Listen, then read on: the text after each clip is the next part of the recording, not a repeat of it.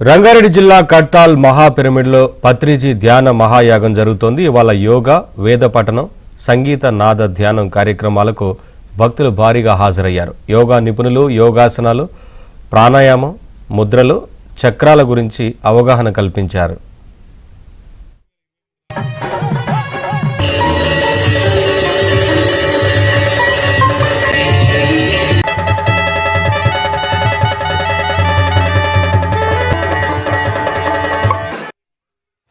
రోజు 6 గంటల ఏకధాటిగా ప్రపంచ శాంతికి జరుగుతున్న ధ్యానంలో పాల్గొనడం, దానితో పాటు ఎన్నో జ్ఞాన సభలు, గొప్ప గొప్ప గురువుల యొక్క సందేశాలు వింటూ చాలా నిజంగా అందరూ ఆనందంగా ఉన్నారు.